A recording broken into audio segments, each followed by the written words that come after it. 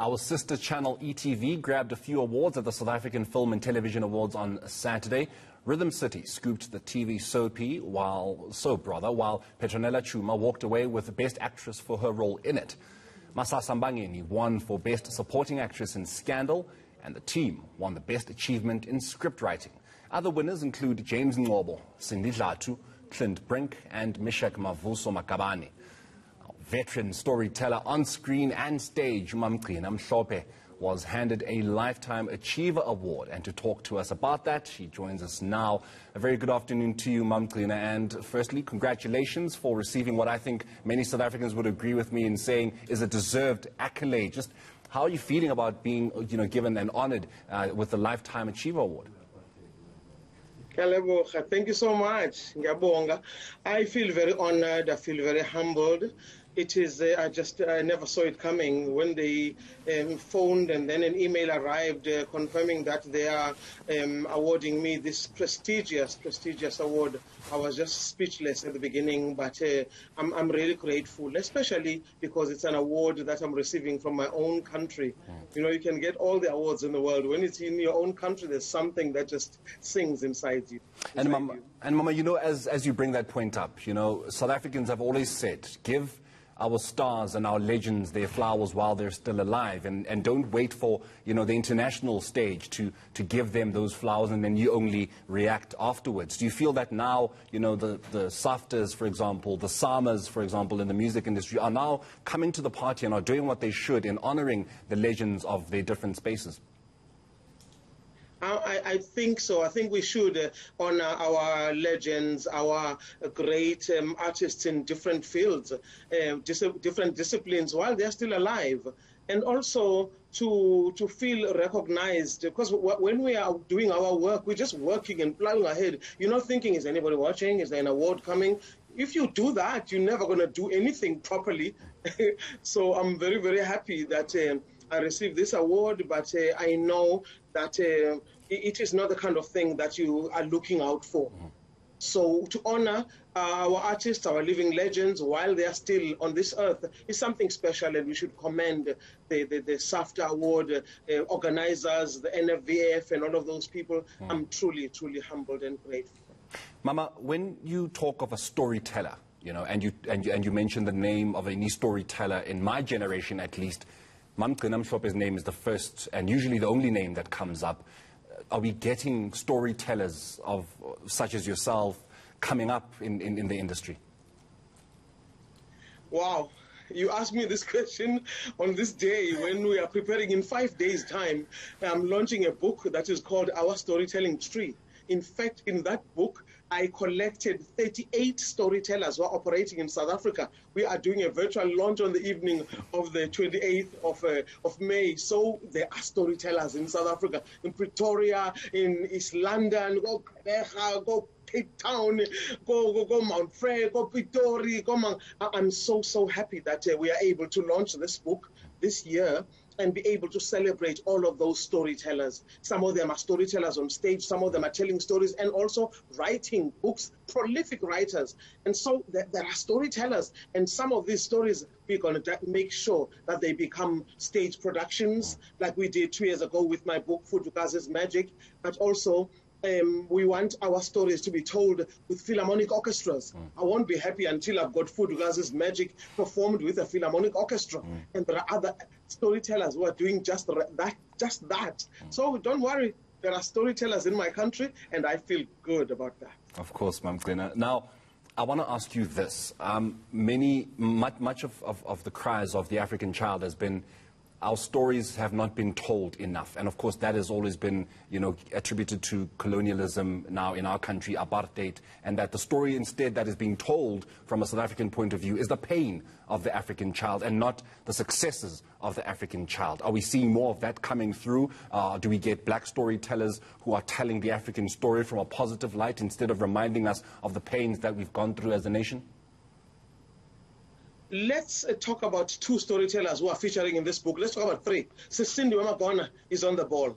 You've got Lorato Trok. She's on the ball. She's telling stories about triumphant Africans who have done wonderful things and never got recognition. Then you've got Sister Nomputsuko Zagaza, storyteller. Nomputsuko Zagaza telling the story. One of my favorite books she has written recently is called Morena Mothupi, from a child's point of view. So there are stories that are being told of triumph, stories that didn't get to see the limelight that they deserve, and we're going to do more. I'm busy talking to another sports legend. Don't worry, by then, middle of next year, we're going to be helping him to launch the book about his childhood and how he ended up at the Olympics, rocking the world and flying the South African flag. We are telling stories of triumph, and if you got me in the house, you got gratitude, you've got positivity, you've got looking forward and saying, let's shine the light on achievers of our country, because there are many of them. Gcina, you have a literacy program that has been going on for some 2 decades now. Just talk to us about it and just some of the successes of it. Mother of Books literacy campaign started in 2001, and she was my great-grandmother, by the way, Nozincwadi, Umamtunu. Yeah. I was starting this project because I wanted to wake up that suitcase. Apparently, she collected anything with words on it. And when it started, we thought 1 year, and then 2 years, and it just kept on going because there are so few schools that have got even a library box. So we've donated so many books in all 9 provinces of South Africa. And the reason why, when we celebrated April 2021, I said, let's have a big party because we must give thanks.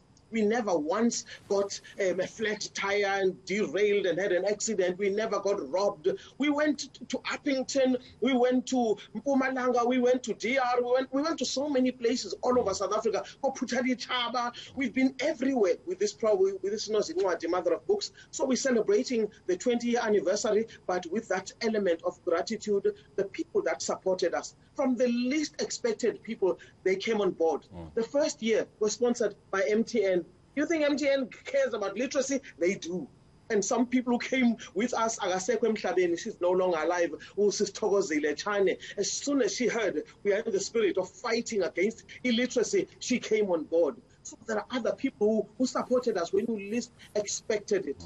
Again and again, I wish to give thanks to all of those people who traveled with us. Some of them, Mama Tebula, Abasekwe Mhlabeni, but I honor them because of their giving spirit. And now we've started renovating empty rooms or disused rooms in schools. We are renovating and making libraries. We've done 5 so far, and each one of them is called Nozincwadi Library. The 6th one this year is going to be renovated in July, and it's at a school of the deaf. It's called the School of the Deaf.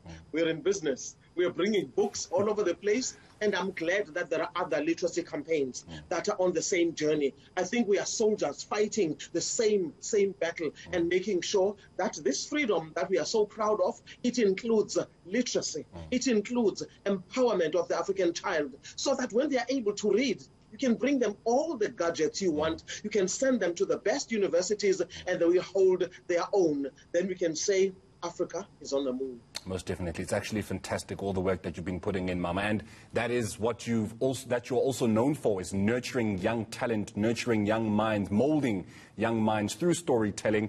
Someone that is now watching this interview, a very young person, or the parent of a young person watching this interview, of course, just getting that bit of inspiration, wanting to follow in the footsteps of Gcina Mhlophe, of course, and wanting to, at some point, be honored with the Lifetime Achievement Award, maybe from SAFTA, or even, the Oscars, for all we know. What do you say to them? I think whatever you are doing, even if you're in grade 4, do the best that you can. Do the very, very best you can. Just keep on excelling, especially because young people of today, they don't have to cut grass for thatch. They don't have to fetch water from the river or firewood from the forest. They've got hardly any chores. Can you just get into the business of studying and excelling in your books so that you can make a difference every single time you get to the upper levels? You're in high school, you get to university, because we need new champions in our country who are studying sometimes very different professions. I have been working with many people now in marine biology. I want to see more names with African surnames who are doing astronomy, who are doing marine biology, who are doing anthropology. I want all of that. If we don't inspire these young people and bring such books to them, We can't criticize them and say, hey, yeah, they don't, I hear parents saying, yes, ma'am, they don't know anything, these ones. They don't know anything. Whose fault is it? What are you doing to encourage, to inspire them? And the element of African languages, please, please, please, African children, let us parents and many elders teach our children, honor them by teaching them the heritage of their mother tongues. Because they can study in all of these prestigious schools, and we send them overseas to study. When they ask them, where do you come from? And the child says, I come from Mahikeng. What's your mother tongue? I said, what does your name mean? Hey, I never asked my mother. They are so scared because they never asked their parents, or their parents never empowered them by teaching them their mother tongues and for them to know where they come from and their ancestry. So that when they read books about great achievers all over the world, they know that we also come from a land of achievers. And when August comes, Women's Month, and they say, Maya Angelou.